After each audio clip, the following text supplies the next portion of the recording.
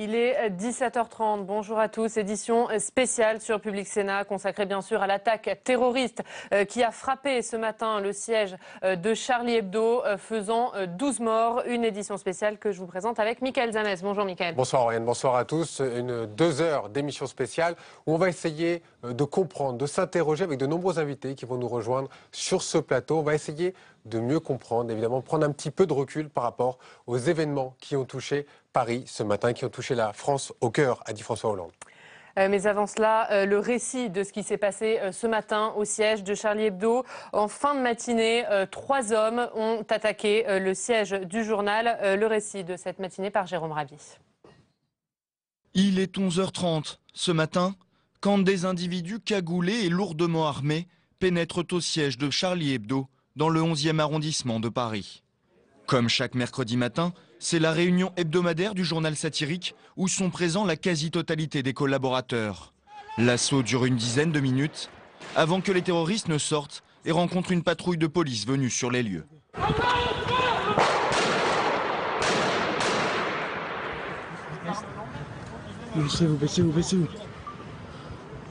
Baissez-vous. Après avoir visé un policier à bout portant, ils revendiquent leur geste sans ambiguïté.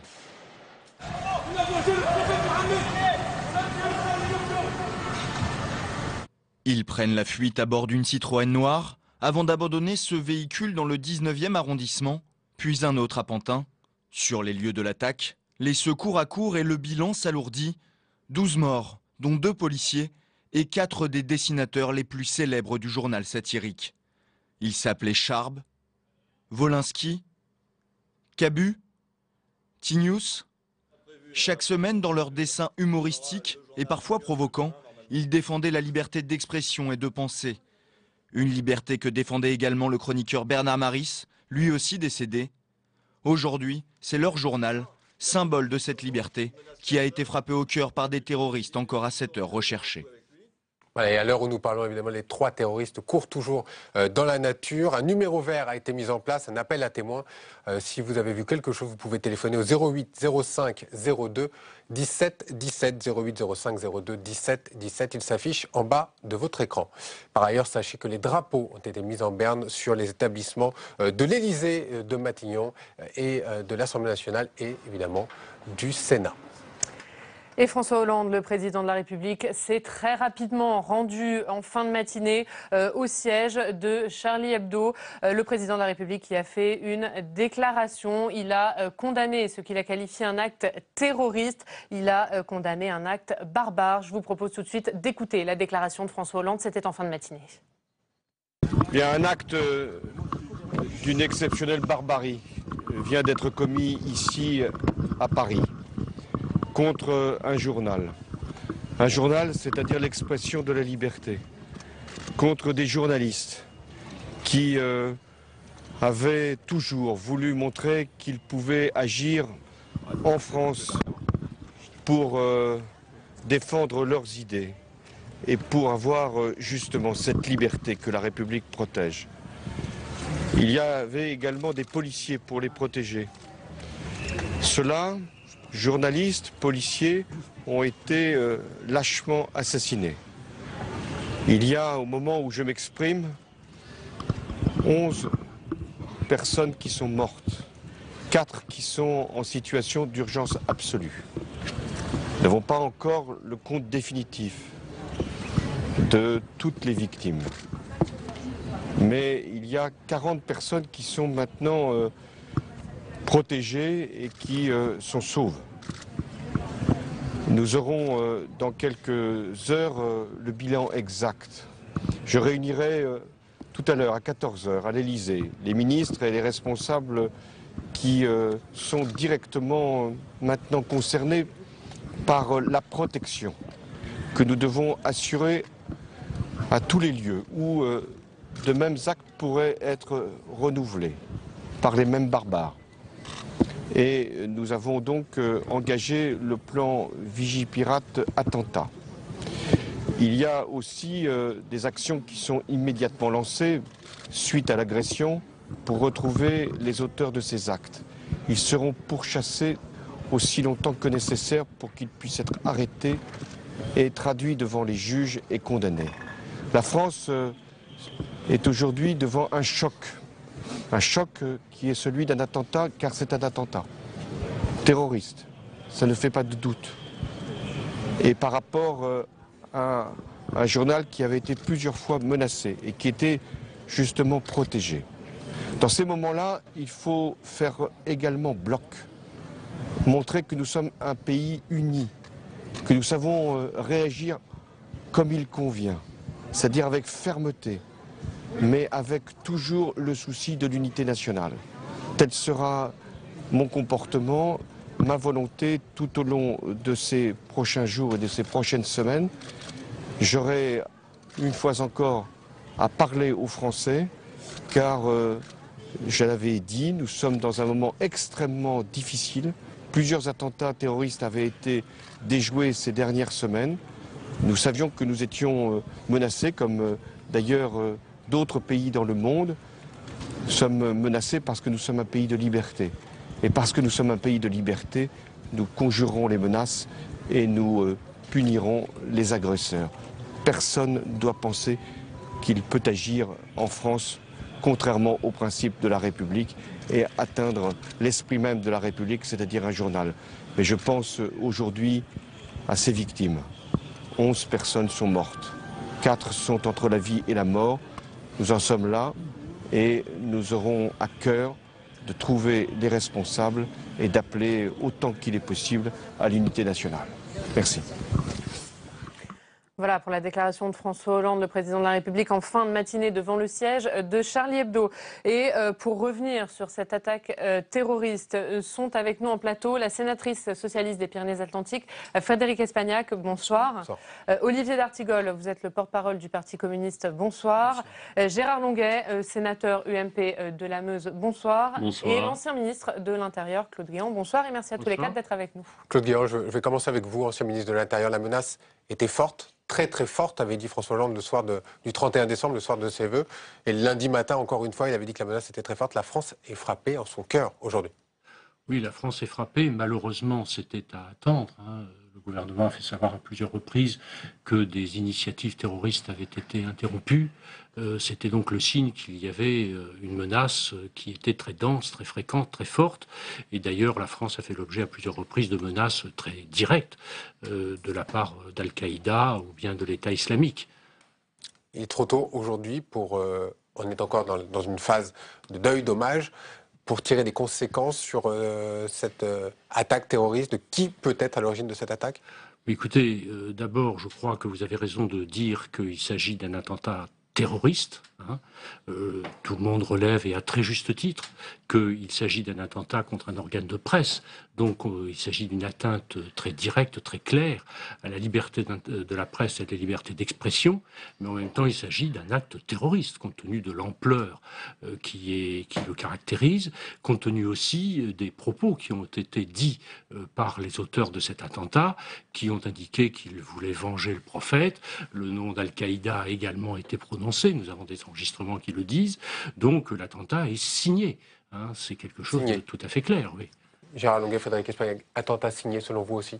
En tout cas, signé, visiblement oui, et surtout préparé. Donc il n'y a pas de doute, monsieur le ministre de l'Intérieur. Donc je crois que aujourd'hui, c'est pour ça que le président de la République a pris la décision de se rendre tout de suite, assez rapidement. Vous l'avez vu dans la demi-heure sur le terrain. Et en même temps, je crois que d'abord, c'est une pensée. On va peut-être commencer tous par là, pour les journalistes et les fonctionnaires de police. Et dessinateurs et les 2 fonctionnaires de police, parce que j'ai vu les images horribles, je ne sais pas si ce sera montré ce soir aux 20h, notamment une photo d'un homme à terre qui visiblement a été tué à bout portant. Donc voilà, rendre hommage à ces hommes et ces femmes qui protègent notre pays au quotidien, encore aujourd'hui, leur dire qu'on compte sur eux, parce que nos vies à tous est dans leurs mains. Et puis rendre hommage à ces hommes qu'on connaît, qu'on a toujours croisés les uns et les autres, qui ont toujours eu beaucoup de courage et surtout qui ont fait de cet étendard de protéger la liberté, la démocratie, la parole. Tous au niveau international le saluent. Moi j'ai envie de vous dire, face à cette mort, cet élan de vie qu'on voit partout en France se développer, ces rassemblements.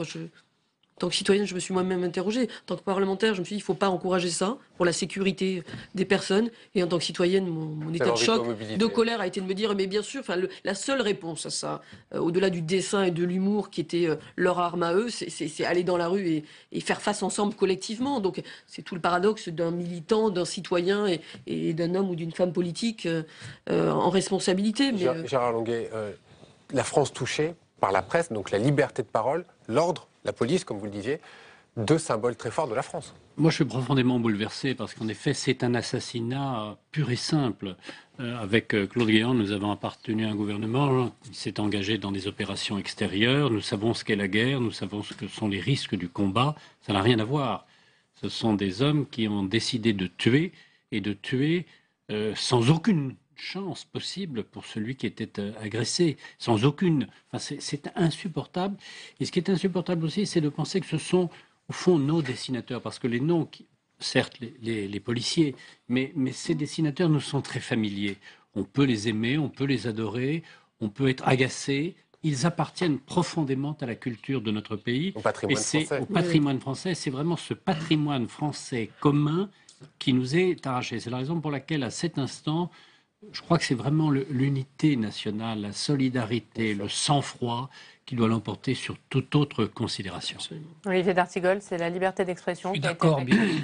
Bon, on est dans un... Là, c'est le temps de la sidération et du choc, vraiment. Parce qu'en effet, c'est une action préméditée. Il faut savoir que c'est la réunion hebdomadaire de la rédaction. Donc c'était à coup sûr là où le sang pouvait le plus couler. C'est bien évidemment des journalistes, des équipes, des fonctionnaires de la police, des caricaturistes qui avaient le goût. L'un d'entre eux, on le connaissait nous très bien, Charb. Bon, c'est un amoureux de la vie, Charb. Il faut aller voir son dernier dessin d'ailleurs, sa dernière caricature qui est terriblement prémonitoire. Alors bon, après ça, il faut aussi savoir comment les forces de vie, les valeurs républicaines prennent le dessus. On voit des appels à des mobilisations, à des rassemblements. Ça a lieu ce soir, hein, à Paris, oui, à 18h, place de la République, mais partout en France. On souhaite vraiment, nous, le cadre le plus large, le plus unitaire, le plus républicain, le plus respectueux, en évitant tous les amalgames et en faisant en sorte que tout le monde se sente à l'aise sur ces rassemblements. Olivier D'Artigol, je vous coupe juste un instant parce qu'on a un témoignage par téléphone de Mohamed Sifawi, qui est un journaliste. Vous avez témoigné lors du procès de Charlie Hebdo, vous savez, ce procès sur les caricatures du prophète Mahomet. Qu'est-ce qui est pour vous ce soir? C'est d'abord l'indignation, on imagine, et puis une colère certainement, Mohamed Sifawi? Oui, un peu de tout. L'indignation, la colère, je suis effondré, mais je veux garder la tête haute parce que j'ai perdu des amis très chers, notamment Charb, notamment Tinius, Cabu aussi. Mais je veux dire à ceux qui pensaient que Charlie Hebdo est mort, que l'essence même de Charlie Hebdo n'est pas mort parce que la liberté d'expression ne pourra jamais être tuée dans un climat démocratique. Et la meilleure réponse qui est donnée, c'est celle des citoyens, de tout le monde, des journalistes, des Français ou des résidents qui spontanément sont descendus dans plusieurs réunions et qui vont descendre encore dans la rue pour dire non à cette barbarie et à ce qu'elle veut exprimer. Mais il faut rester attentif à finalement cette cible qui a été choisie, je dirais, avec minutie, parce que même si Charlie Hebdo agace, c'est quand même un journal qui représente une nuance dans le climat démocratique. Et je pense qu'il représente une nuance, notamment dans un climat qui parfois est nauséabond, où cette nuance qui s'exprime entre la xénophobie et le racisme d'une part, et la haine des terroristes et des fanatiques et des islamistes d'autre part. Donc c'est l'intelligence même qui a été visée, parce que Charlie Hebdo... malgré l'agacement qu'il peut provoquer, montrer que d'abord dans une démocratie rien n'est sacré et que le sacré n'est sacré que pour celui qui est sacré, que pour celui qui croit que c'est sacré, et qu'ensuite il y a un élément essentiel dans la démocratie, c'est la liberté d'expression, et c'est ce qui réunissait tous les amoureux de Charlie Hebdo. finalement. Merci beaucoup Mohamed Sifaoui pour ce témoignage. Je rappelle que vous êtes journaliste et que vous aviez témoigné à l'époque du procès, notamment de Charlie Hebdo, concernant ces caricatures. Claude Guyon, on l'a dit, c'était un acte qui avait l'air extrêmement préparé. Alors on attend, dans quelques minutes, on suivra en direct la conférence de presse du procureur de Paris qui nous donnera peut-être un peu plus d'éléments. Est-ce qu'on peut dire que c'est un acte isolé ou que c'est plutôt un acte émanant d'une organisation terroriste un peu plus préparée? Est-ce qu'il faut s'attendre à une revendication dans les prochaines heures? Une chose est sûre, c'est que cet acte a été très préparé. Quand on regarde les images, il est frappant de voir le sang-froid qui a animé ces gens qui ont agi de façon lente, mesurée, qui ont pris leur temps, etc., qui maniaient les armes avec beaucoup de précision. Enfin, en particulier, lorsqu'ils ont tiré sur une voiture, il y a une concentration des impacts qui indique que ce sont des professionnels du maniement des armes. Et ce sont aussi des gens idéologiquement, psychologiquement préparés, parce qu'on ne peut pas tuer autant de personnes pendant des minutes qui sont longues quand même, sans s'être préparé à cette chose qui est tout à fait étrangère à une réaction humaine normale. Ça, c'est un premier point. Deuxième point, est-ce qu'il y a des connexions avec d'autres? Bon, ça, personne ne le sait à ce jour. L'enquête le dira. Ces trois-là ont-ils agi seuls?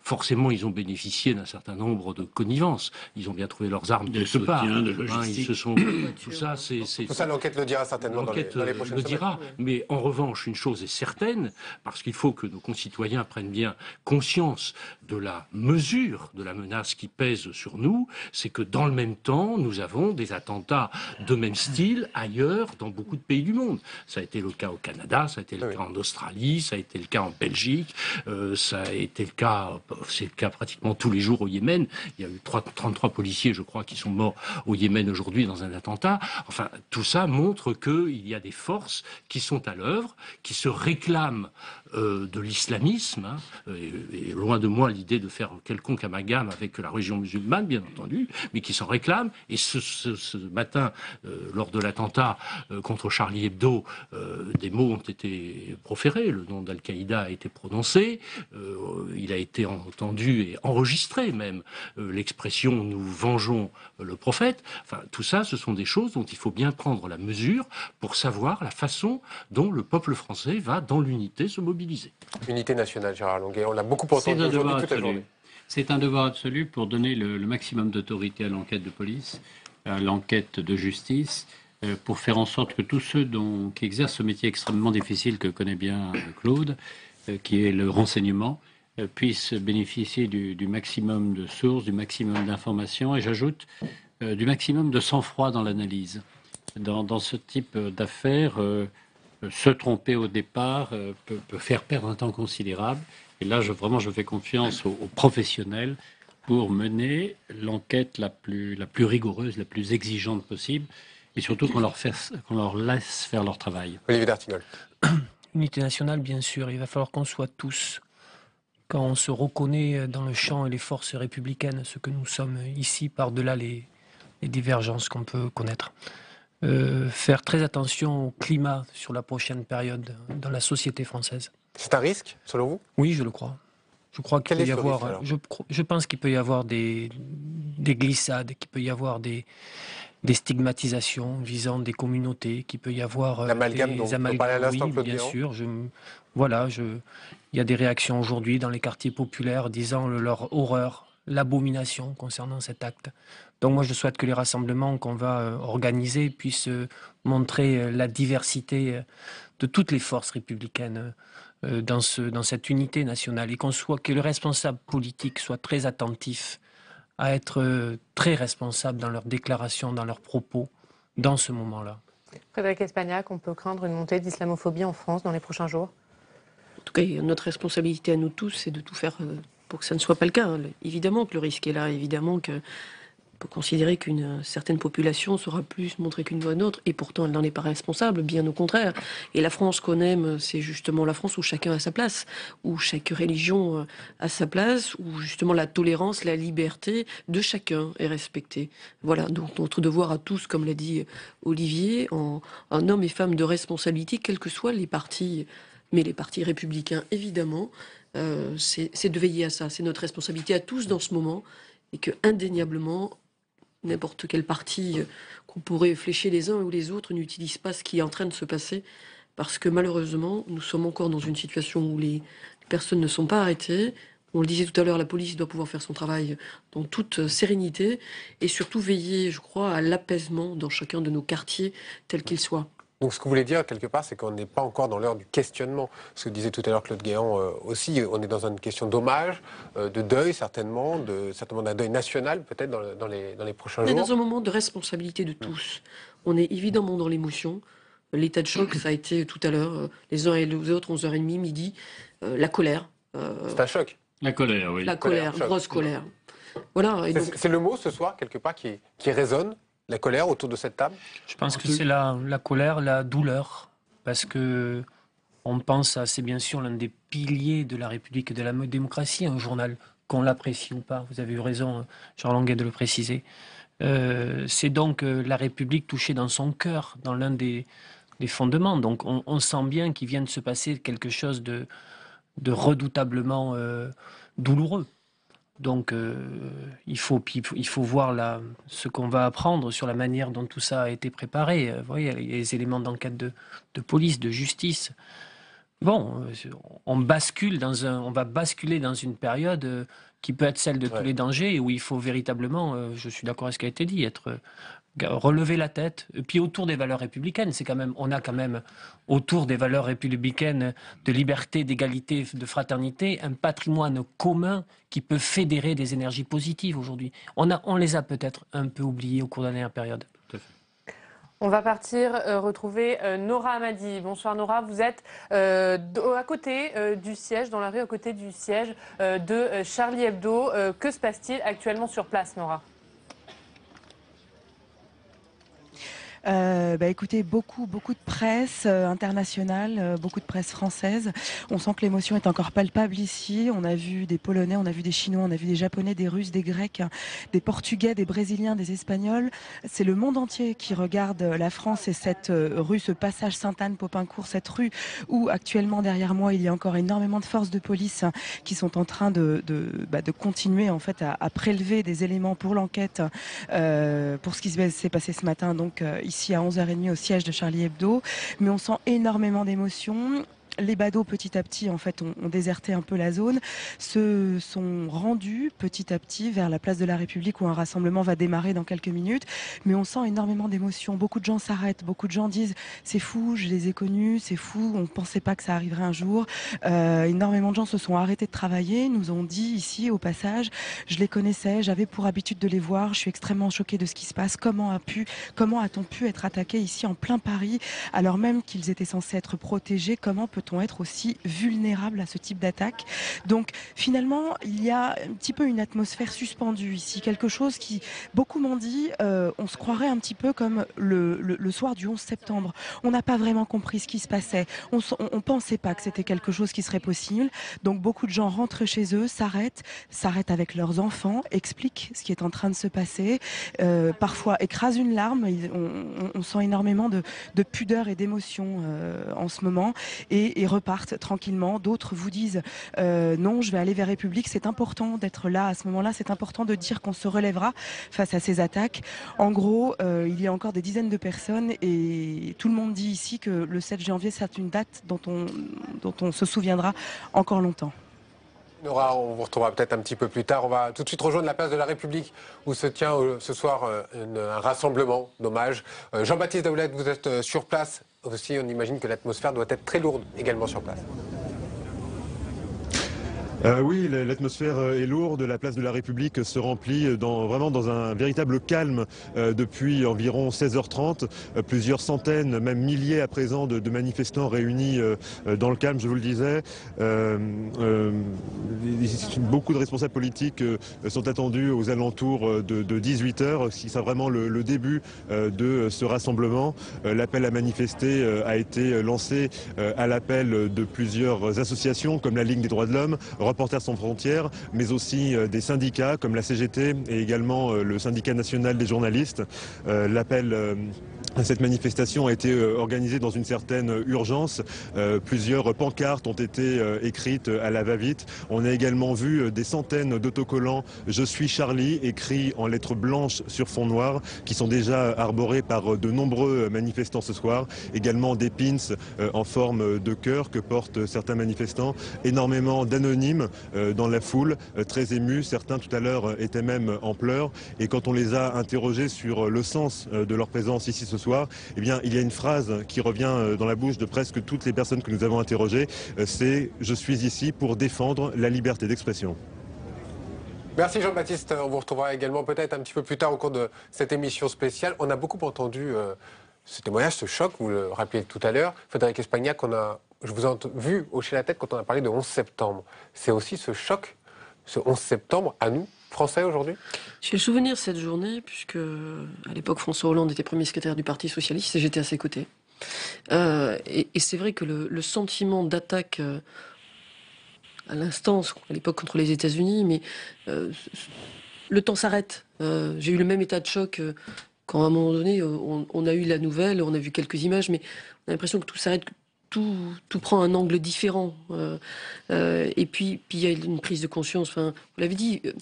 Je pense que c'est pas un hasard si le président de la République y a été si rapidement, alors on pouvait considérer qu'il y avait même un danger à y aller dans cette précipitation. Mais François Hollande, il a, comme Nicolas Sarkozy d'ailleurs, été au procès de ces caricatures de Charlie Hebdo. Ils ont témoigné. Avec à ce moment-là, je crois, en tant qu'homme d'État, et l'un et l'autre, tout l'engagement de chacun d'entre nous, ce qui est la démocratie et la liberté de la presse, d'abord. Et je crois que c'est le combat essentiel de notre démocratie, donc l'attaque qui est là au-delà du symbole, parce qu'évidemment, ils n'ont pas fait ça par hasard, et la cible était bien choisie, bien préparée, mais c'est chacun d'entre nous, c'est notre démocratie qui est touchée ce soir. Donc, tu disais tout à l'heure, c'est le temps de quoi en tant que citoyen, c'est le temps de l'émotion, de ces hommes qu'on a rencontrés les uns les autres.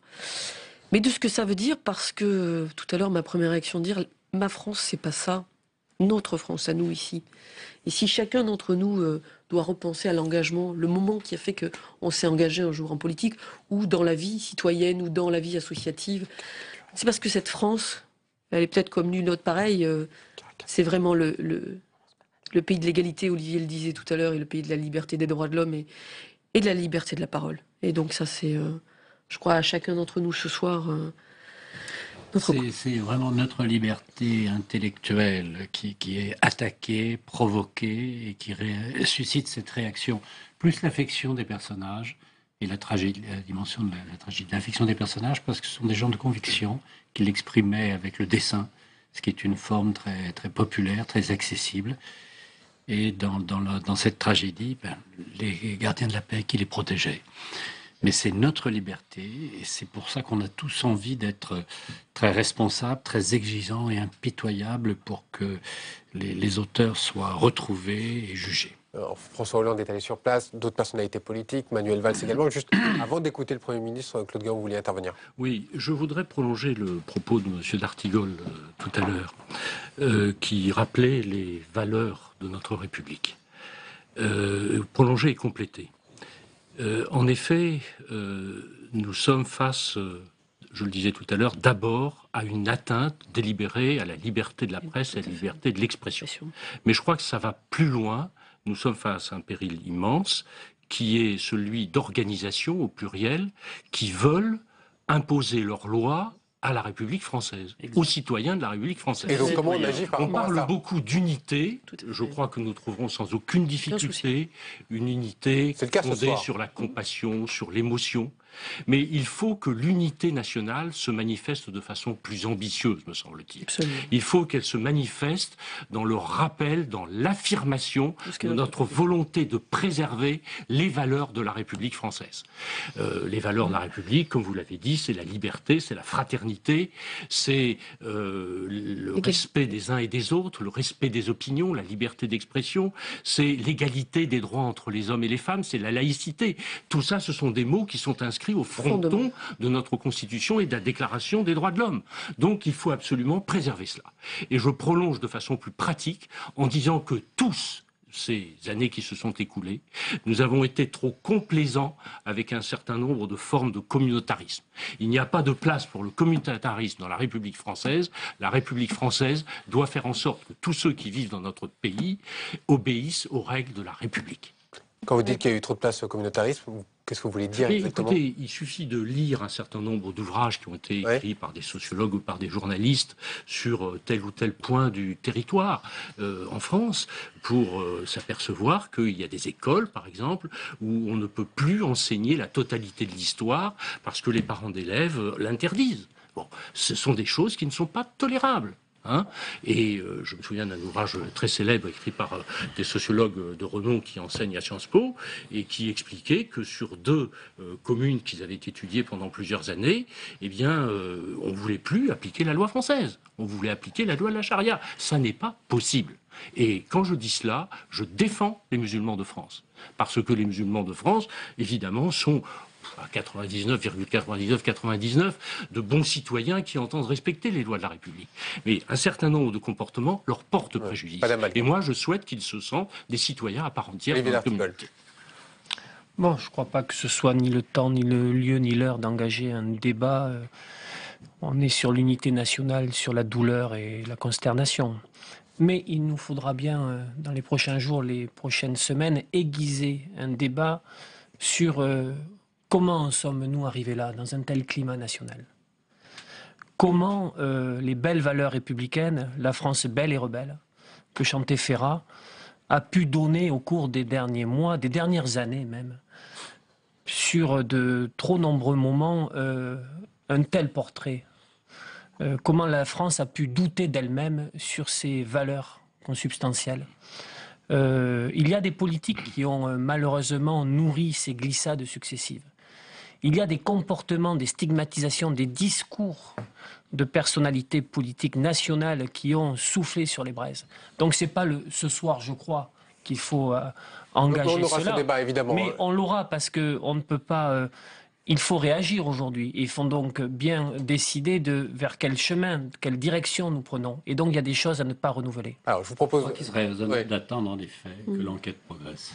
Alors, on a appris il y a quelques minutes que le président de la République, François Hollande, s'était rendu cet après-midi à la cellule d'aide médico-psychologique de l'Hôtel-Dieu, où il a rencontré pendant une demi-heure les personnes présentes sur les lieux de l'attentat. Le chef de l'État qui rencontre actuellement les autorités religieuses à l'Élysée, des vœux qui étaient prévus, des vœux qui se déroulent donc à huis clos. François Hollande qui s'exprimera solennellement à 20h depuis l'Élysée. Et le Premier ministre Manuel Valls s'est rendu, lui, dans l'après-midi au commissariat du 11e arrondissement. Je vous propose d'écouter la déclaration du Premier ministre à sa sortie du commissariat. La France a été touchée dans son cœur. Le président de la République s'est déjà exprimé ce matin, il le fera évidemment ce soir. Il s'est rendu sur les lieux en présence du ministre de l'Intérieur. Chaque Français aujourd'hui est touché, horrifié. La seule chose que nous pouvons leur dire, c'est que nous ferons tout, et c'est ça l'essentiel de la tâche des forces de l'ordre, sous l'autorité de la justice, d'appréhender ces individus. C'est la seule tâche, et c'est le seul objectif dans les heures qui viennent. Voilà le Premier ministre Manuel Valls qui s'exprimait il y a quelques heures au commissariat du 11e arrondissement. Claude Guéant, je m'adresse à l'ancien ministre de l'Intérieur. Les terroristes sont encore recherchés, ils sont encore a priori dans Paris. Est-ce qu'on peut s'attendre à d'autres attaques de leur part? De cela me surprendrait. Mais cela étant, c'est pas parce qu'on a eu cet horrible attentat, ce drame national, que nous n'aurons pas d'autres agressions. Vous étiez, vous, ministre de l'Intérieur, pendant les attaques perpétrées par Mohamed Merah. Oui. Lui aussi a été recherché pendant plusieurs jours. On a craint plusieurs attaques. Comment on réagit au ministère de l'Intérieur dans ces cas-là? Quels sont les moyens qu'on peut mettre en place? Il y a 2 axes d'action. Le premier axe, c'est de développer les moyens de prévention. et ce qu'a fait le gouvernement aujourd'hui en rehaussant au niveau le plus important, le niveau écarlate, le plan Vigipirate. Ce qui fait que beaucoup de lieux considérés comme sensibles, y compris les organes de presse d'ailleurs, ça fait très curieux. Je suis allé tout à l'heure dans une station de radio, et la station de radio est protégée par des policiers en armes lourdes et gilets pare-balles. C'est quand même quelque chose de pas habituel dans notre pays. Mais il y a bien d'autres lieux sensibles, les écoles, etc. Je crois que les sorties d'école ont été interdites dès aujourd'hui, qui sont prises. Ce qui implique, je le dis au passage, l'utilisation de très nombreux policiers et gendarmes. 500 CRS supplémentaires et gendarmes qui sont disposés aujourd'hui dans Paris. Oui, et puis rappel sur les congés, etc. Enfin, c'est une très grande disponibilité qui est demandée aux forces de police et de gendarmerie. Et puis le deuxième axe, c'est celui de la recherche judiciaire. Alors j'espère de tout cœur qu'on va arriver très vite à l'interpellation des responsables de cet attentat, mais il faut à la fois beaucoup de talent, les policiers en ont, il faut aussi un petit peu de chance. Je crois que, puisqu'on parle beaucoup d'unité nationale, il faut aussi que nous soyons très unis derrière nos forces de police et de gendarmerie. Ce sont des gens qui sont de très grandes compétences, de très grande détermination, et il ne faut pas que notre soutien leur manque. Je dis ça pourquoi ? Parce que, comme directeur général de la police nationale, j'ai connu en 1995 les attentats qui ont duré pendant plusieurs semaines. Le premier étant l'attentat de la station du métro Saint-Michel, qui a fait 8 morts et plus d'une centaine de blessés. Et nous avons eu beaucoup de mal à trouver les auteurs. Pendant des semaines, les attentats ont recommencé. Heureusement moins meurtriers, mais quand même, ce qui crée une vraie psychose dans la société française. Et finalement, on a trouvé, à partir d'un indice tout à fait fragmentaire, à savoir une demi-trace papillaire sur un sparadrap qui accompagnait un engin explosif qui n'a pas sauté sur la voie de chemin de fer entre Paris et Lyon, qui par chance coïncidait avec une trace papillaire relevée dans le cadre d'un vol de voiture. Bon. C'était la trace de Mohamed Kelkal. Et à partir de ça, on est arrivé à interpeller la quasi-totalité. Mais ça a duré. Et l'opinion, légitimement, s'impatientait. Et le pouvoir politique s'impatientait. Et les policiers qui travaillaient jour et nuit comme des dingues commençaient à sentir le soutien qui leur manquait, si vous voulez. Donc, il faut soutenir nos policiers. Et puis, l'autre devoir du gouvernement, je ne doute pas un instant que ce soit fait ainsi, c'est de faire en sorte que tous les services soient mobilisés, qu'ils soient bien coordonnés, bien harmonisés, que toutes les chances soient données à l'enquête. Olivier Darcos, vous voulez répondre à Oui, il faut voir les évolutions de l'enquête, mais ce qu'il y a de sûr ce soir, c'est que nous ne sommes pas face à ce qui était évoqué, c'est-à-dire un scénario de type loup solitaire. C'est-à-dire que nous voyons bien qu'il s'agit là de quelque chose, on l'a dit en début d'émission, de très préparé, avec des gens avec un sang-froid inouï. Charb était protégé par des fonctionnaires de très haute qualité. Dont l'un a été tué d'ailleurs. Dont l'un a été tué. Et il faut réfléchir aussi à la manière dont on peut protéger en effet la République, la démocratie, la presse. Mais on est face à de sérieuses questions si jamais ce type d'opération est l'opération qui va être... si ça se passe comme ça, pour tout dire. Parce que, pour avoir croisé Charb régulièrement sur la dernière période, comment pouvait-on le protéger au plus, davantage tout au long de... Tout à l'heure, vous nous disiez, hors antenne, qu'il y a eu un renforcement, quelque part, de sa sécurité ces derniers temps. Oui. Parfois, il nous arrivait... je le croisais souvent sur une émission qu'on faisait ensemble. Il nous arrivait de le chambrer en disant « tu as des cow-boys ». Et y compris, ça crée des liens d'amitié avec le personnel qui suivent les personnalités protégées. Puis c'était aussi pour sa vie. Il faut savoir ce qu'est une vie privée, personnelle, avec ce type de dispositif. Et il était bien sûr à la fois avec une très grande gravité, quand il évoquait ça, puis à la fois avec une envie de vivre, de continuer à défendre des idées, à dessiner, à aller vers la caricature. Mais là où je suis pas un spécialiste de ces questions-là, mais les questions qu'on peut se poser ce soir, c'est comment faire face à ce type d'opération. Justement, il y a un ancien responsable de la sécurité intérieure avec qui j'ai pu dialoguer ce matin au téléphone qui m'a dit « on n'a pas tiré les leçons du passé ». Donc, qu'est-ce qu'il a voulu dire par là, qu'on n'est pas suffisamment préparé?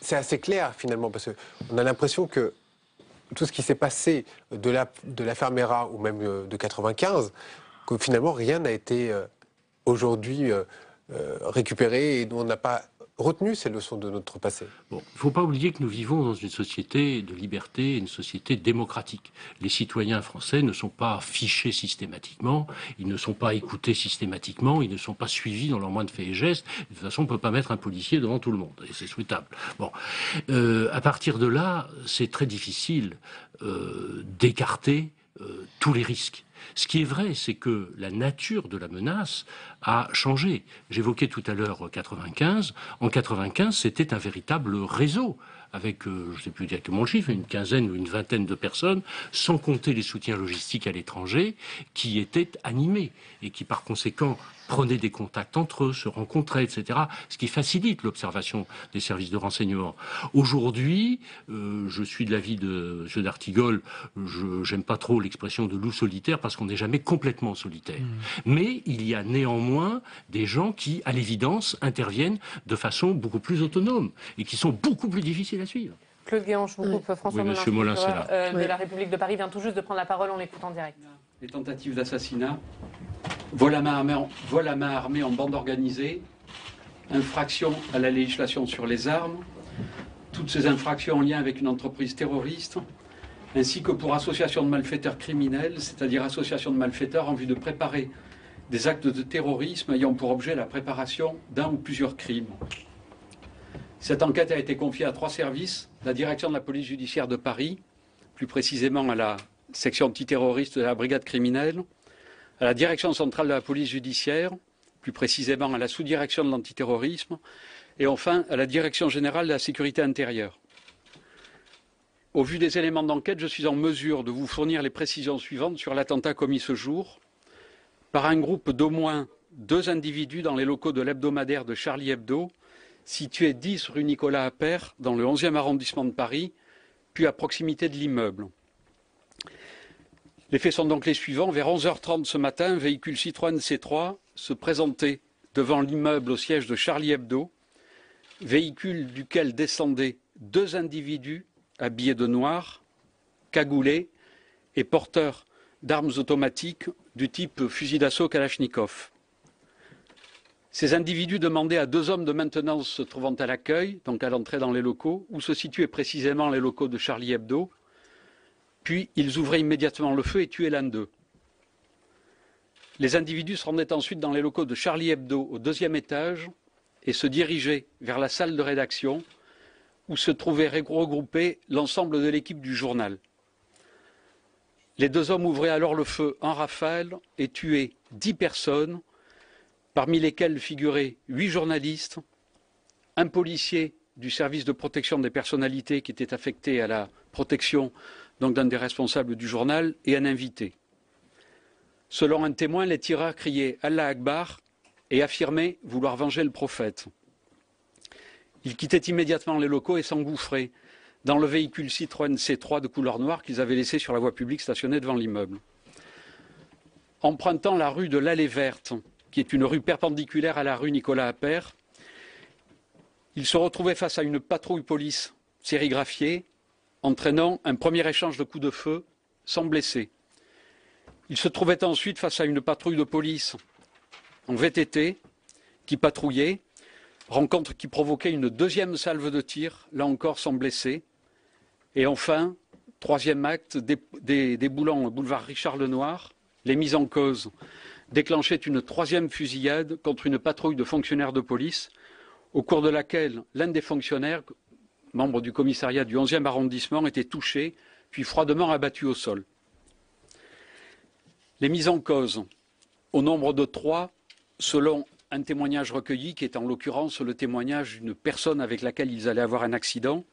Les mises en cause, donc au nombre de 3, selon ce témoignage, poursuivaient leur route vers le nord de Paris et percutaient violemment un véhicule Volkswagen Touran, place du colonel Fabien, dans le 19e arrondissement, blessant la conductrice.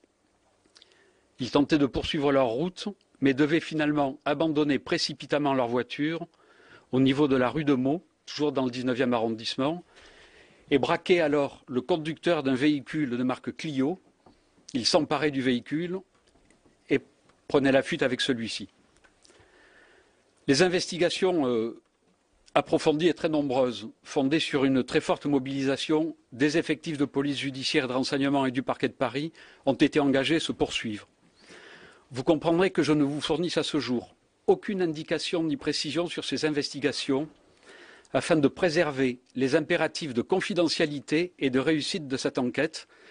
Il s'agit bien évidemment d'un enjeu majeur qui consiste à interpeller le plus rapidement possible les individus qui ont commis cet attentat et dont je n'ai pas besoin d'insister sur la dangerosité. J'en appelle donc sur ce point à la responsabilité des médias.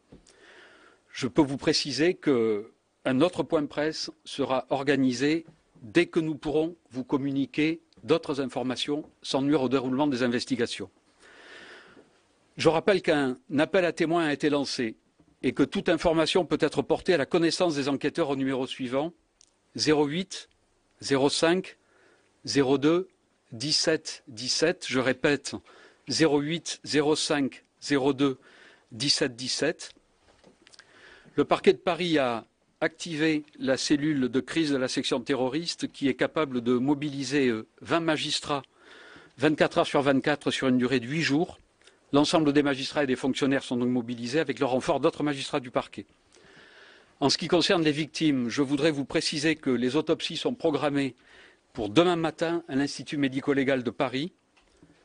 Outre les 12 personnes assassinées, 11 blessés ont été recensés, dont 4 dans un état grave. Je vous indique que la plateforme téléphonique 08 victimes, c'est le numéro 08 842 846 37, je répète 08 842 846 37 est mobilisée pour recevoir les appels des victimes qui lui seront renvoyés par le Centre d'information du public pour les victimes 0800 40 60 05, je répète 0800 40 60 05 qui a été mise en place par la préfecture de police.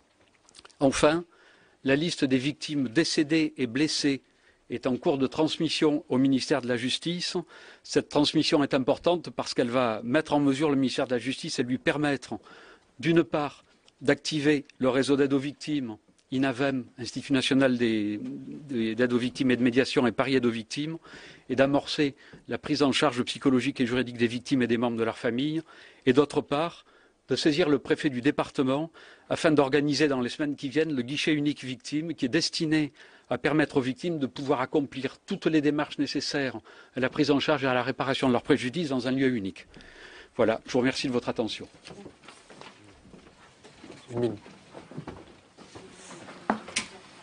Voilà pour la conférence de presse du procureur de Paris, François Molins.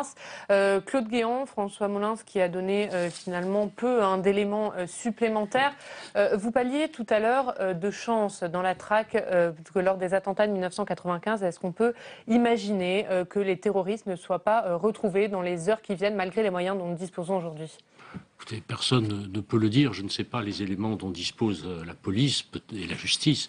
Peut-être disposent-ils ces deux institutions déjà d'éléments dont François Molins n'aurait pas parlé. Je n'ignore pas. Oui, c'est normal qu'ils n'en parlent pas. Il faut préserver toutes les chances de l'enquête. Tout ce qu'on peut formuler à cet instant, c'est un espoir très fervent que les auteurs de cet attentat soient retrouvés le plus rapidement possible.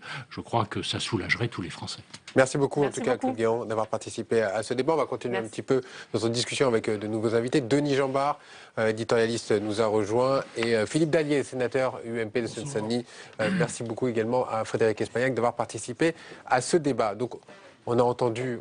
On a beaucoup parlé des événements, on a essayé de comprendre un petit peu ce qui s'est passé, on a compris que c'était l'heure de l'union nationale. Peut-être, Denis Jambard, sur un plan peut-être plus national et politique, l'attitude de François Hollande qui est au cœur du dispositif depuis ce matin, qui s'est rendu au bout d'une demi-heure, 3/4 d'heure, il est allé sur place. Le président est au cœur du dispositif aujourd'hui sur cet événement. Il a répondu présent. C'était absolument nécessaire, comme toute la classe politique a répondu présente. Je crois que dans ces moments-là, il est absolument impératif d'être unis autour du président de la République qui représente tous les Français. Et donc, je n'ai pas entendu dans la journée le moindre couac, etc. Et ça me paraît bien naturel, et il est de la responsabilité du chef de l'État de faire face à cette situation. Mais cet appel à l'unité nationale aussi a été entendu de partout. Il est légitime et il a été entendu et respecté. Et j'aurais pas d'ailleurs, j'imaginais même pas que ça soit différent. Oui, bien sûr. Je ne l'imaginais pas. Nous sommes dans un pays démocrate et républicain, et c'est pas ces actes-là qui nous feront dévier. Philippe Dallier, sénateur UMP de Seine-Saint-Denis, je me rappelle. François Hollande a parfaitement fait ce qu'il fallait faire et ce qu'il devait faire en ces circonstances.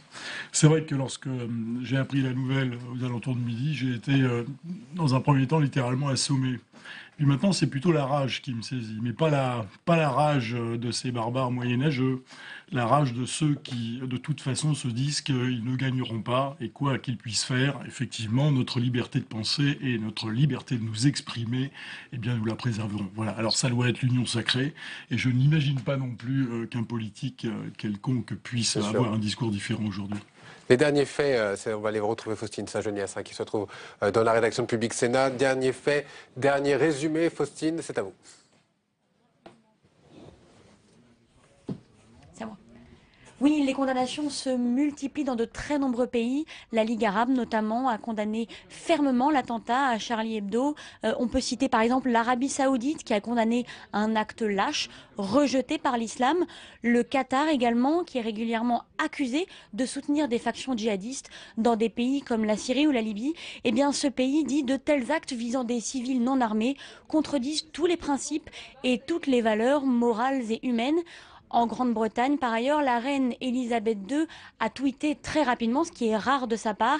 Elle présente ses condoléances aux familles des victimes et a noté aussi en Grande-Bretagne un citoyen particulier, l'écrivain Salman Rushdie, l'auteur des versets sataniques, présente toute sa solidarité à Charlie Hebdo, lui qui a connu une fatwa qui l'a obligé à l'exil. Eh bien, il dit la satire doit s'appliquer à tout, y compris à la religion.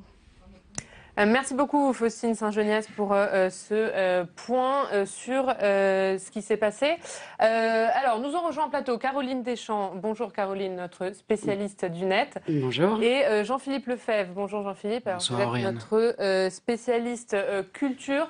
Vous aviez rencontré à plusieurs reprises, notamment Charb et Cabu, de très fervents défenseurs de la liberté d'expression. Lorsqu'on traite de la culture en France, lorsqu'on est un fervent à la fois citoyen, lorsqu'on est attaché à ce que peut être grand dans la culture, c'est-à-dire une France libre et démocratique, on ne pouvait qu'aller voir souvent nos acolytes, nos confrères de chez Charlie Hebdo. J'ai eu la chance de les rencontrer à de nombreuses reprises. Souvent, on prenait un café autour de la table, celle que j'ai vue sur ces images, et puis anciennement, puisqu'ils ont changé d'adresse il y a quelque temps. C'était la grande réunion, une sorte de tradition dans notre métier, de se réunir, traiter des sujets, qu'est-ce qu'on va faire. Mais il y avait autre chose à Charlie Hebdo. Il y avait ses dessins, justement. Pendant la réunion, chacun dessinait. Cabu, Charb, Ries, Luce, tous ceux qui nous ont quittés aujourd'hui et ceux qui sont encore là, et on pense très fort à eux parce que ça va être très dur. Ils font partie, on l'a dit tout à l'heure, du patrimoine français. Les mots sont assez forts et ils doivent l'être. J'ai beaucoup d'émotions, évidemment, parce que Charb était un ami depuis une dizaine d'années. Je pense à lui et à tous ses proches, mais je pense aussi à la presse. Et on doit être à la fois ému, c'est normal, parce qu'on est en plein cauchemar aujourd'hui, mais on doit être debout, avec à côté d'eux, même s'ils sont partis, comme leurs crayons. Voilà, aujourd'hui, c'était des armes à feu contre des crayons. Les crayons vont gagner, de toute façon. La caricature était touchée aujourd'hui, mais elle n'est pas morte. Elle n'est pas morte. Et bien au contraire. Elle est abîmée, blessée, un petit peu à terre, mais elle va se relever, car la France est une démocratie grâce en partie à la caricature qui existe depuis le 19e siècle, évidemment, depuis Daumier, qui était un des pères fondateurs de la caricature. Ils s'en sont tous inspirés. Mais quand je vois la figure de Cabu, qui a aussi inondé notre enfance de par ses interventions dans de nombreuses émissions de télévision, on voit ce visage toujours rieur, l'œil rieur. Il se baladait au Sénat, à l'Assemblée nationale, très souvent. Il allait croquer les politiques. Il s'en faisait un malin plaisir. Il avait une vraie relation avec eux très particulière. C'est terrible ce qui s'est passé. C'est de l'ordre de l'inconcevable. C'est du cauchemar. Mais il faut être debout, à leur côté et à côté de ceux qui sont blessés et qui sont encore là. Philippe Dallier, la caricature, ces personnalités qui ont été touchées, cette liberté de presse, cette liberté c'est cette France qui a été touchée. Oui, bien sûr, mais c'est ce que ces gens-là ne supportent pas. C'est ce qu'il faut bien comprendre. Et ce n'est pas un hasard s'ils s'attaquent à un pays comme la France et à des journalistes et des caricaturistes. Voilà. Pour certains, on ne peut pas parler de tout, on ne peut pas tout critiquer ou rire de tout. Ben si, c'est comme ça. Et il faut que nous le réaffirmions aujourd'hui, parce que c'est ce qu'ils veulent remettre en cause. Et il faut que tous les Français, quelles que soient leurs convictions politiques, religieuses, se soudent à ce moment-là et disent, au travers des manifestations qui auront lieu, ben que ces gens-là ne gagneront pas. Oui, il y a un appel d'ailleurs à manifester qui a été lancé pour samedi prochain, 15h à Paris. Appel de tous les partis politiques, Union Sacrée, on le rappelle. Alors, on l'a dit depuis maintenant une heure, les réactions politiques ont bien sûr été nombreuses. Je vous propose d'écouter le maire de Strasbourg et sénateur socialiste Roland Ries. Et ma première réaction était une réaction évidemment de consternation. J'ai pensé à ces journalistes victimes du droit à l'information. Car la vraie motivation des terroristes, c'est de s'attaquer à la liberté de la presse. Et chacun sait que la liberté de la presse est un des fondements de la démocratie. C'est un drame terrible, quelque part, c'est notre 11 septembre qui est en train d'arriver. Bon, il faut renforcer la vigilance, car ce n'est pas un acte isolé. On sait bien qu'aujourd'hui, il y a une offensive de grande envergure des radicaux de l'islam contre l'Occident et contre la démocratie. Et il n'est pas question de baisser les bras à partir de là, ne serait-ce qu'en mémoire des victimes qui ont milité tout au long de leur vie, et concrètement et quotidiennement pour la liberté de la presse. Il faut continuer ce combat. Philippe Dallier, on a entendu Roland Ries parler du 11 septembre. Est-ce que ce qui s'est passé aujourd'hui en France est comparable? D'un point de vue émotionnel, oui, certainement. C'est vrai que c'est le même coup d'assommoir. Il y a moins de victimes, mais c'est aussi fort. Et puis ça se passe en France. On n'imaginait pas, on savait que les risques existaient, mais voilà, c'est quand même un événement extrêmement dramatique et je n'imaginais pas que c'était possible. Voilà. Denis Jeanbart, qu'est-ce qui va se passer à partir de ce soir? François Hollande va prendre la parole à 20h de façon très solennelle, et après? J'espère d'abord qu'on ne les oubliera pas, mais c'est un événement considérable parce que j'ai essayé de creuser ma mémoire et je ne vois pas de moment où on a éliminé comme ça tout un journal. Et un journal très singulier qui, à mes yeux, en tout cas, et ce n'est pas un propos de circonstance, incarnait plus que tout d'autre la liberté. C'est-à-dire la liberté jusqu'au bout et en même temps une liberté extrêmement joyeuse. Il se trouve que je les connaissais un peu parce que je les ai accompagnés en 2006 au moment de la publication des caricatures. Je crois que je dirigeais l'Express à l'époque et on s'est mis d'accord avec Philippe Val et on est sortis en même temps. Nous les avons publiés, j'ai fait un éditorial et il y a eu une suite assez lourde puisqu'il y a eu un procès, il y a eu un film et j'ai participé à tout ça.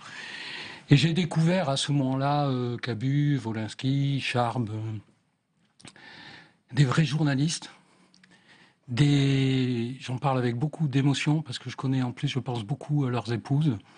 Des amoureux de la liberté, une liberté sans limite, mais c'est ça la liberté de la presse. Et en venant frapper là, ces gens-là savent ce qu'ils font.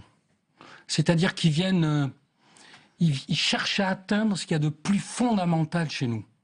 Je crois que la chose la plus importante, plus que toute autre, c'est la liberté. Et la liberté de penser. Et ils l'incarnaient mieux que tout autre dans le paysage des médias français. Et peut-être européen, voire mondial. Ces gens-là avaient une liberté totale, sans limite, et en même temps joyeuse, parce qu'il n'y avait jamais d'agressivité. Il y avait toujours cette manière de désamorcer les choses par le rien. Et je les ai vus en les accompagnant, on a monté ensemble les marches du Festival de Cannes. C'était des gens exceptionnels. Moi, j'ai une admiration sans limite, charmant dans la vie, joyeux, aimant la vie, quoi. C'est pas un hasard si on est venu frapper cette rédaction. Une rédaction complète, vous vous rendez compte ce que ça veut dire? Il n'y a pas de précédent. Moi, ça me rappelle quand les nazis brûlaient les livres. Voilà. C'est la même dimension. C'est un acte d'une gravité extrême. Et je pense qu'il faut que tout le monde réagisse à ça et qu'on ne se laisse pas abattre à ça. Face à ça. Il faut être à la hauteur de la gravité de cet acte et y répondre par la dignité, sans peur, pour qu'il ne gagne pas. Il n'y a pas d'échelle dans les violences, parce qu'il y a eu des attentats au Canada récemment, en Australie. Est-ce que c'est plus fort ce qui se passe en France aujourd'hui? Écoutez, chaque fois que des hommes ou des femmes sont tués, soit en fonction, soit pour leurs convictions, c'est dramatique, mais voilà, c'est en France. Et ce que dit Denis Jambard, voilà, c'est chez nous. Ce que dit Denis Jambard est parfaitement vrai. Ben, il faut que nous répondions comme les Anglais sous le Blitz, sous les bombes des nazis. Voilà, ils descendaient dans le métro, mais on chantait et on dansait dans le métro. Mais c'est la même chose. Il faut leur dire qu'ils ne gagneront pas et que nous resterons unis et que nous défendrons les valeurs qui sont les nôtres. Ah, vous savez qu'en ce moment, bon, on se mobilise aussi dans la rue, mais on se mobilise également sur Internet et sur Twitter, bien évidemment. Caroline, aujourd'hui, on s'est vraiment mobilisé. Nous sommes tous des Charlie. Oui, afflux massif de réactions du monde entier sur les réseaux sociaux, puisque le mot-clé Charlie Hebdo est numéro 1 dans les tendances monde de Twitter, mais également les noms de Cabu et de Wolinski. Alors, vous l'avez dit, des rassemblements de soutien sont prévus un peu partout en France, place de la République à Paris, à Lyon, Marseille, Grenoble. Il faut dire que le plan Vigipirate alerte attentat, qui a été mis en place par le ministère de l'Intérieur, ne prévoit pas de restrictions sur les rassemblements publics. Alors, on peut trouver une carte sur le net, je ne sais pas si on la voit, oui, qui recense tous ces rassemblements. Et puis, ce soutien essaime au-delà de la France, puisqu'il y en a de prévus à Bruxelles, Londres ou encore Berlin. Alors, si on veut résumer un petit peu les réactions sur les réseaux sociaux, c'est un peu horreur, émotion, indignation. Sur Twitter et Facebook, les internautes, qu'ils soient journalistes ou non, mettent en photo de profil « Nous sommes Charlie » en soutien aux victimes. Le Monde.fr a eu en ligne Gérard Billard, qui est le rédacteur en chef de Charlie Hebdo, qui lui était en vacances au moment des faits. Il raconte et il dit « Je suis effondré et indigné. En même temps, je ne réalise toujours pas. Je trouve important et normal que les réactions soient unanimes dans les médias en France. J'espère qu'il n'y aura cette fois personne pour nous dire que nous sommes des laïcards intégristes ou des provocateurs, parce qu'il faut quand même se rappeler des réactions qu'il y avait eu au moment des caricatures de Mahomet. Ces derniers temps, malgré les menaces, nous n'avions pas peur, nous n'avions pas eu de nouvelles alertes précises. De toute façon, on ne peut pas faire un journal en vivant avec la peur. Fin de citation. Alors, les dessinateurs de presse ont rendu hommage à leurs confrères assassinés sur les réseaux. Plantu tweet un dessin avec ce mot de tout cœur avec Charlie Hebdo. Je ne sais pas si on voit les dessins, voilà. Idem pour notre collaborateur Hervé Baudry, qui lui aussi publie un dessin. Une mare de sang. Il exprime sa solidarité. Joli hommage également de Zep, qui imagine Cabu, Wolinski, Tinius, Charb au paradis. Alors, la mort de l'économiste Bernard Maris, qui fait partie des victimes également, a suscité de nombreuses réactions, à commencer par Marie-Noëlle Lindemann. Elle tweet « Infinie tristesse en apprenant que Bernard Maris figure parmi les victimes qui sont décédées lors de la fusillade. » Benoît Hamon également, immense tristesse. Bernard Maris, homme engagé, mon collègue à Paris 8 pendant 3 ans, est tombé sous les balles des assassins de Charlie Hebdo. Alors, beaucoup d'internautes ont relayé également le dernier tweet du compte de Charlie Hebdo, qui a été publié quelques minutes avant l'attentat. Un dessin avec cette légende, meilleurs vœux quand même. D'autres ont ressorti un dessin de Charb comme prémonitoire. Toujours pas d'attentat en France. Attendez, on a jusqu'à fin janvier pour présenter ses vœux. La plume dans la plaie quelque part. Et puis, dernier hommage, le dernier dessin de Wolinski, qui n'a pas grand-chose à voir avec les événements, apparaît demain dans Paris Match. Merci. Le dessin de Charb, qui est très révélateur aussi, prémonitoire, comme vous avez dit, Caroline. Merci beaucoup. Merci beaucoup, Caroline. Alors que des sources policières annoncent à l'instant que plus de 5000 personnes sont rassemblées à Paris en hommage aux victimes de l'attentat de ce matin. Alors, on le disait, les réactions politiques ont bien sûr été nombreuses. Je vous propose d'écouter maintenant le président de l'UMP et ancien président de la République, Nicolas Sarkozy, qui s'exprimait en début d'après-midi depuis le siège de l'UMP. On l'écoute. L'ignoble et sanglante fusillade d'une violence inouïe qui s'est déroulée dans les locaux du journal Charlie Hebdo est une tragédie nationale qui bouleverse profondément chacun d'entre nous. Je tiens à exprimer ma profonde émotion face à cet acte abject qui heurte la conscience humaine. Les journalistes et la rédaction de Charlie Hebdo ont été pris pour cible. C'est une atteinte directe sauvage, à l'un de nos principes républicains les plus chers, la liberté d'expression. Mes premières pensées se tournent vers les nombreuses victimes de cet attentat barbare. Je pense à leurs familles, à leurs proches, je pense aux forces de police qui payent un lourd tribut, et je forme des vœux pour les blessés. Les coupables de ces actes barbares doivent être poursuivis et châtiés avec la plus extrême sévérité. Notre démocratie est attaquée, nous devons la défendre sans faiblesse. La fermeté absolue est la seule réponse possible. La France est une nouvelle fois frappée par la barbarie terroriste et sa violence aveugle. Nous ne pouvons pas céder le moindre pouce de terrain. Nous devons continuer à dire ce que nous avons envie de dire. Et nous devons continuer à vivre comme nous voulons vivre. Nul ne réussira à nous en empêcher. Notre nation est endeuillée, la France est frappée au cœur, la République doit se rassembler. J'appelle tous les Français à refuser la tentation de l'amalgame et à présenter un front uni face au terrorisme, à la barbarie et aux assassins. Le gouvernement doit prendre des mesures fortes contre le terrorisme. Nous devons élever notre niveau de vigilance et notre formation politique soutiendra sans réserve toutes les initiatives du gouvernement qui iront dans ce sens. Tout simplement parce qu'en ces heures tragiques, c'est un impératif d'unité nationale auquel nul ne peut ni ne doit se soustraire. Je vous remercie. Voilà pour cette déclaration de Nicolas Sarkozy en début d'après-midi au siège de l'UMP. Nicolas Sarkozy, Philippe Dallier, qui a eu des mots très forts. Notre démocratie est attaquée et la France doit être unie face au terrorisme. Des mots très forts et des mots très justes. Je pense qu'il faut effectivement prendre l'ampleur, bien comprendre l'ampleur de ce à quoi nous sommes confrontés. L'unité nationale, c'est absolument nécessaire. Refuser les amalgames également, parce qu'on sait bien que c'est ce que recherchent ces gens-là, c'est monter les uns contre les autres et essayer peut-être de reproduire ici en France ce qui se produit ailleurs. Premier réflexe aussi bien évidemment, de la population. Mais c'est le risque que dans un réflexe de peur, certains se crispent et pointent du doigt les uns ou les autres. Et c'est pour ça que j'espère que lors des manifestations qui seront organisées, nous aurons un très large rassemblement au-delà des sensibilités politiques ou religieuses, que vraiment chacun ait à cœur de manifester son soutien et la cohésion nationale. Parce que ça, c'est vraiment fondamental. Ce qui est en jeu et ce à quoi veulent s'attaquer ces gens-là, c'est la cohésion nationale, la liberté d'expression, la liberté de penser.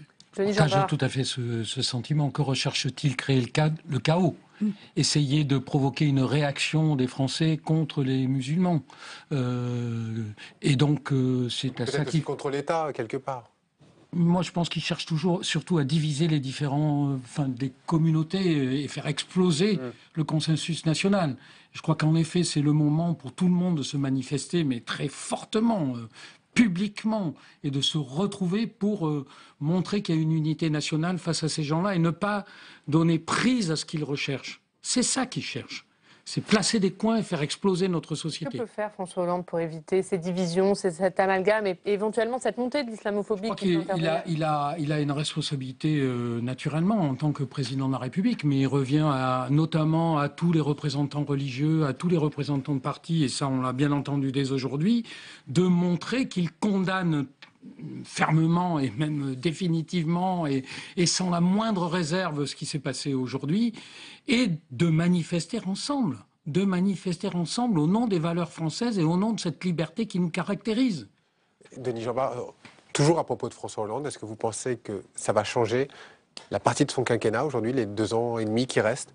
Cet attentat aujourd'hui peut faire basculer le quinquennat? C'est très difficile parce que les choses vont tellement vite aujourd'hui qu'on ne sait pas ce qui va se passer dans 1 mois, dans 2 mois ou dans 3 mois. Il y a une nouvelle responsabilité tout de même. Bien sûr. Mais je ne peux pas vous décrire le sens de l'histoire aujourd'hui. L'histoire galope à une telle vitesse, mais je trouve qu'il a été à la hauteur de son rôle. Et Philippe Dallier va dans votre sens, mais peut-être voulez-vous apporter un bémol, non ? Ce que je veux dire, c'est que ne mélangeons pas les choses. Moi, je n'approuve pas la politique de François Hollande, mais ce n'est pas le sujet ce soir. Peu importe le contenu de la loi Macron ou le budget qui vient d'être adopté. L'important ce soir, c'est effectivement de faire face tous ensemble à cette menace terroriste et de bien montrer que les valeurs que nous partageons tous ici, dans cette belle République, eh bien, nous les défendrons tous ensemble au-delà de nos sensibilités. Oui, il n'y a pas les polémiques sont vraiment inutiles, je veux dire. Et s'il y a des voix dissonantes, il faudra les condamner. Est-ce que, cependant, à court terme, il peut y avoir une remise en cause de certaines décisions de François Hollande ? La semaine prochaine, le Parlement va voter la prolongation de la présence des forces armées en Irak. Est-ce qu'on peut imaginer qu'une attaque comme celle de ce matin peut peut-être remettre en cause cette présence ? Mais écoutez, c'est ce que cherchent ces barbares. Ils cherchent à influencer la politique extérieure de la France. Eh bien, c'est surtout ce qu'il ne faut pas faire. Voilà. Les actes de barbarie qui sont commis en Syrie, en Irak, on n'en a pas suffisamment parlé, mais il y a des choses horribles qui se passent là-bas. Bruno Retailleau, qui est le président du groupe UMP, qui s'est rendu sur place, nous a dit de vive voix ce qu'il a vu, le témoignage des réfugiés. Mais ce sont les mêmes barbares qui sont capables des pires atrocités. Donc c'est le combat de l'humanité contre des gens qui ne font pas partie de l'humanité. Voilà, c'est pas une question de religion. J'ai envie de citer Bariza Chiari, qui est l'une de nos collègues socialistes, qui a dit quelque chose comme ça. J'espère que je ne vais pas me tromper en disant ces gens-là, c'est pas au nom de mon prophète qu'ils s'expriment et qu'ils aillent au diable. Voilà, c'est cela qu'il faut répondre. Et donc, il faut faire front tous ensemble. On a entendu l'imam de Drancy dire à peu près les mêmes Chagoulmi, choses. effectivement, mais heureusement. On va faire un point sur l'état de la menace terroriste dans notre pays après cet attentat qui a touché Paris ce matin, qui a fait, on rappelle le bilan, 12 morts, 4 blessés graves. En tout cas, c'est le bilan actuel. Regardez ce reportage. Le 19 mars 2012, la France bascule dans l'horreur. Un homme armé ouvre le feu devant une école primaire de Toulouse, l'école juive Ozar HaTorah. Il fait 4 victimes, dont 3 enfants. Ce tueur arrivé à scooter s'appelle Mohamed Merah. Il a déjà tué 3 militaires, toujours dans la région de Toulouse. Mohamed Merah, un loup solitaire qui revendique son appartenance à Al-Qaïda.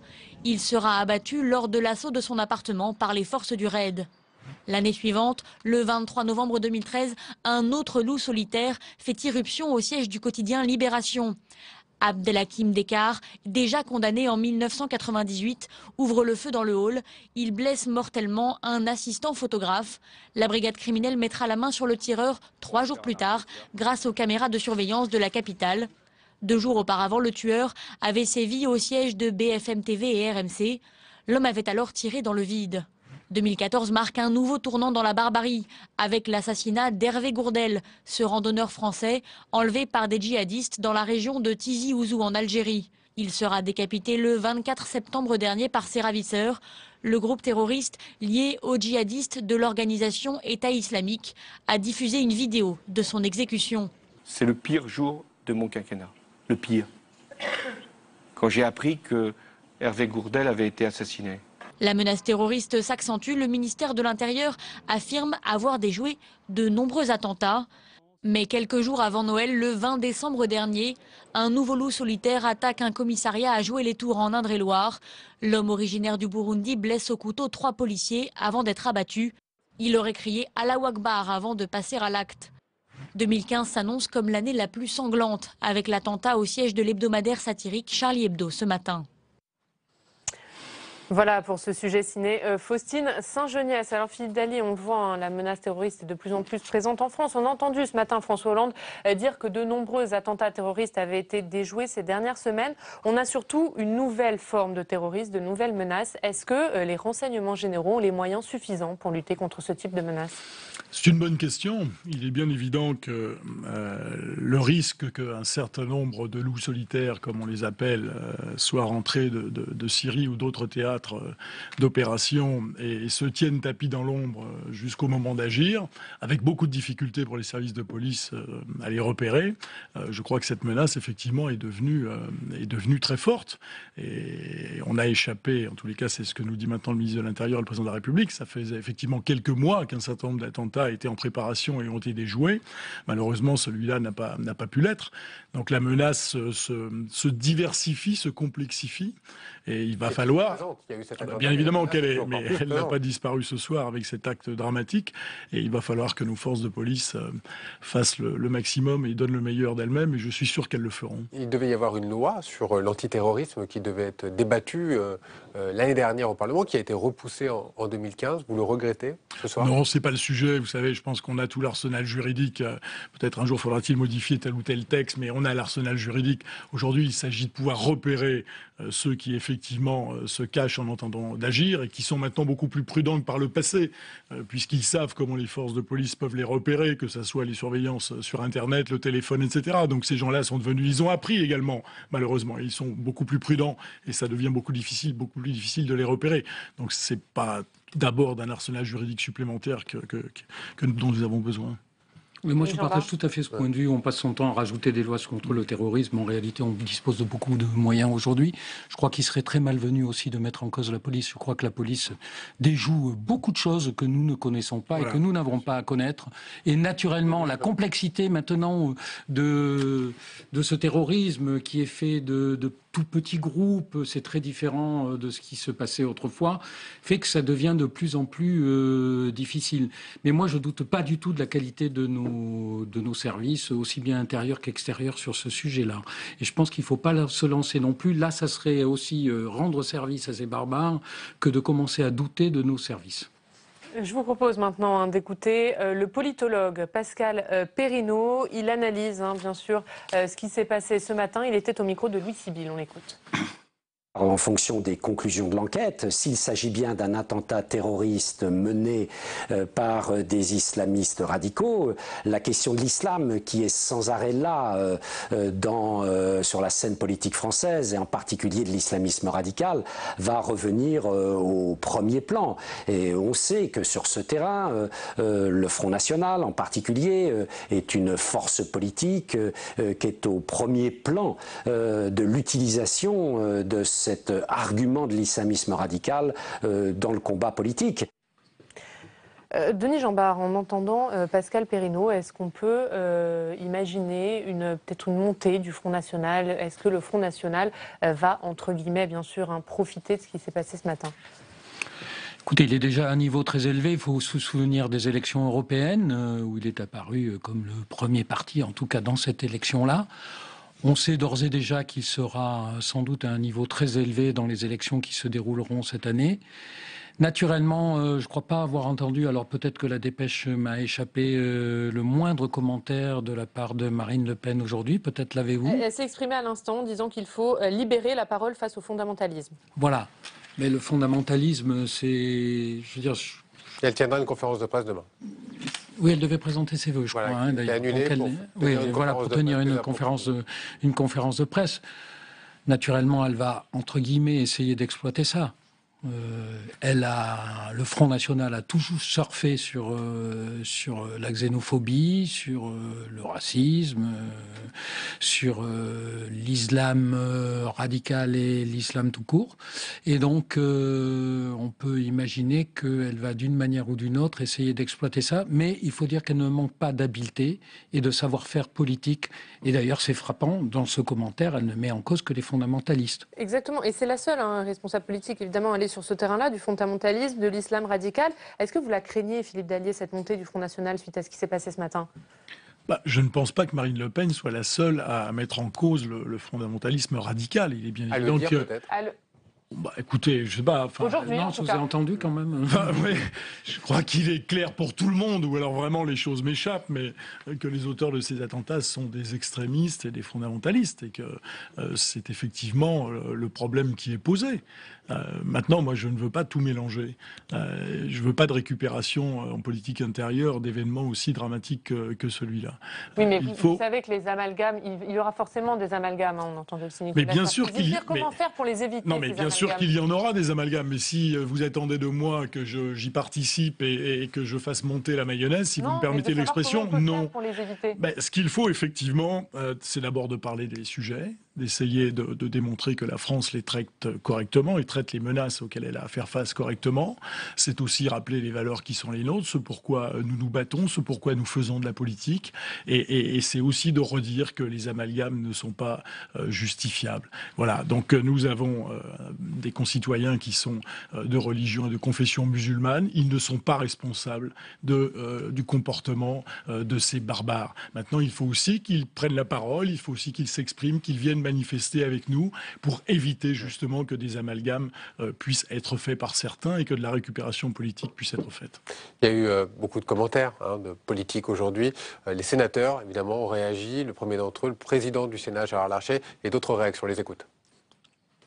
La chose qui me paraît essentielle, c'est qu'on réagisse tous ensemble, dans la diversité de ce que nous sommes dans la République, et naturellement, toutes les actions que l'exécutif engagera, nous les soutiendrons, parce que cette violence inouïe, l'état dans lequel nous trouvons les gens actuellement doit nous appeler au sursaut ensemble. Et il faut vraiment affirmer que la communauté nationale, que les femmes et les hommes épris des valeurs de la démocratie et de la République se rassembleront face à tous ceux qui veulent mettre à mal la République, mettre à mal la démocratie. Franchement, la réaction politique, c'est d'abord une grande unité de la nation.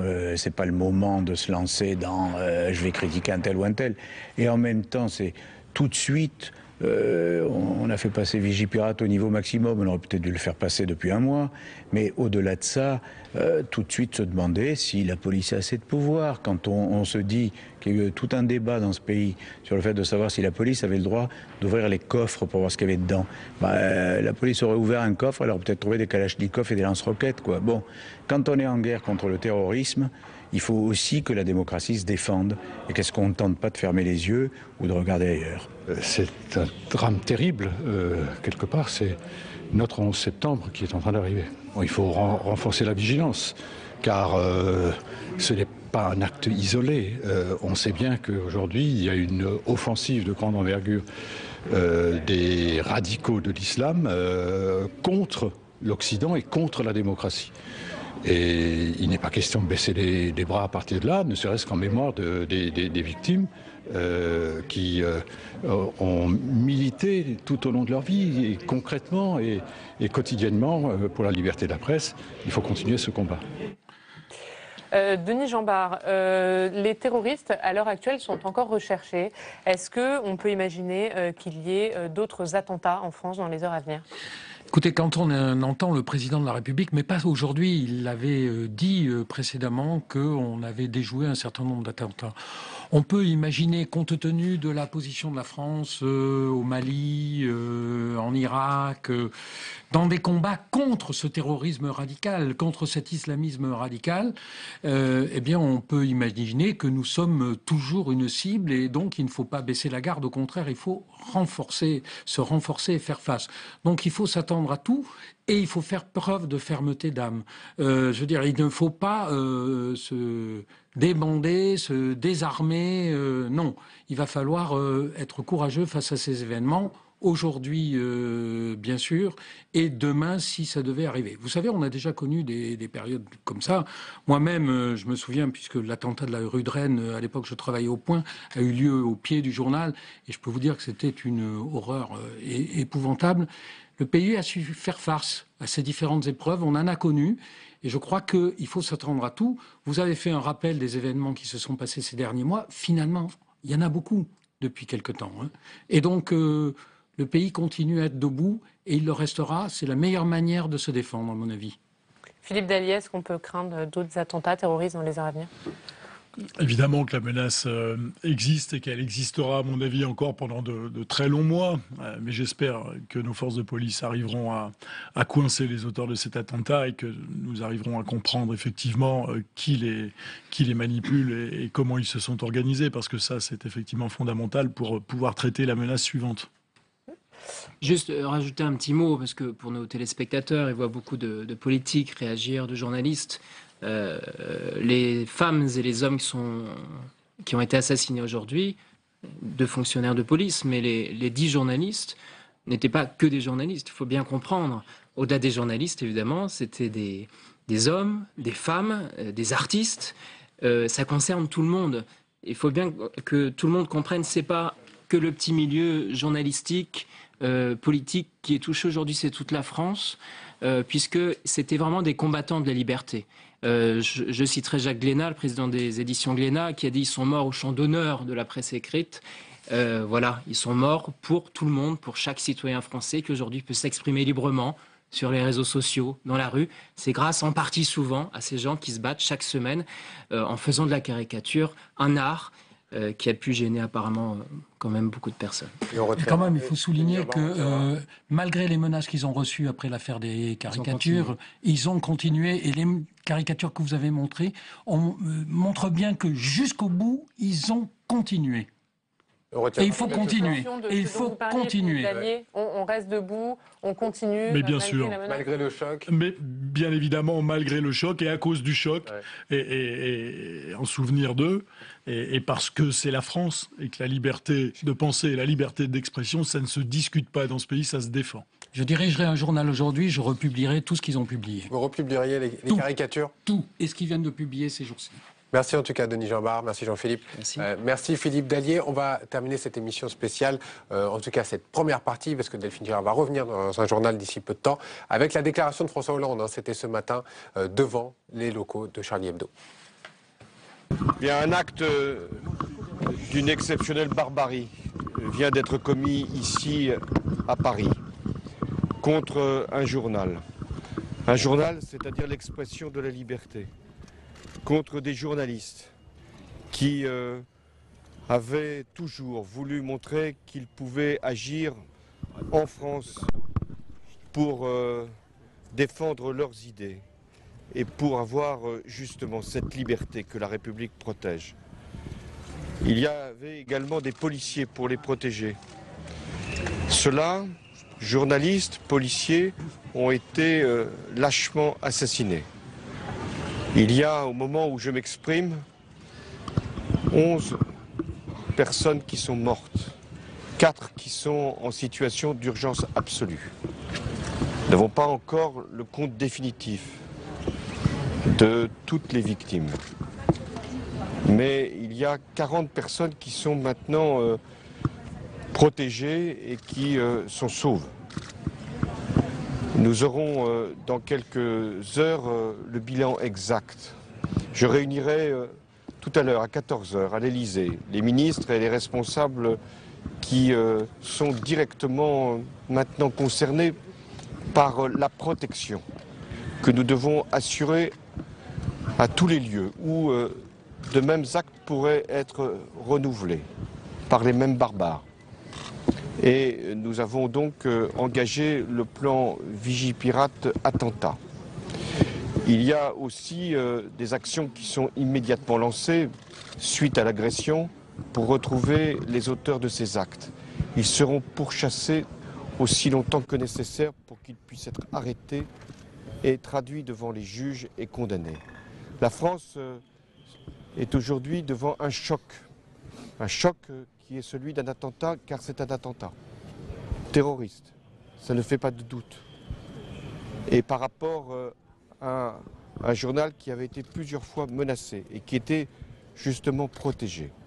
Dans ces moments-là, il faut faire également bloc, montrer que nous sommes un pays uni, que nous savons réagir comme il convient, c'est-à-dire avec fermeté, mais avec toujours le souci de l'unité nationale. Tel sera mon comportement, ma volonté tout au long de ces prochains jours et de ces prochaines semaines.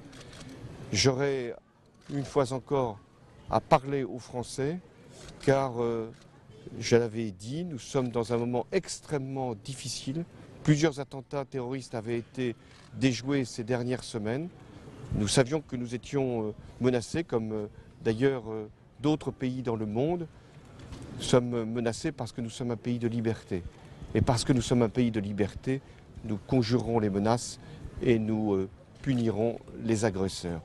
Personne ne doit penser qu'il peut agir en France contrairement aux principes de la République et atteindre l'esprit même de la République, c'est-à-dire un journal. Mais je pense aujourd'hui à ces victimes. 11 personnes sont mortes. 4 sont entre la vie et la mort. Nous en sommes là et nous aurons à cœur de trouver les responsables et d'appeler autant qu'il est possible à l'unité nationale. Merci.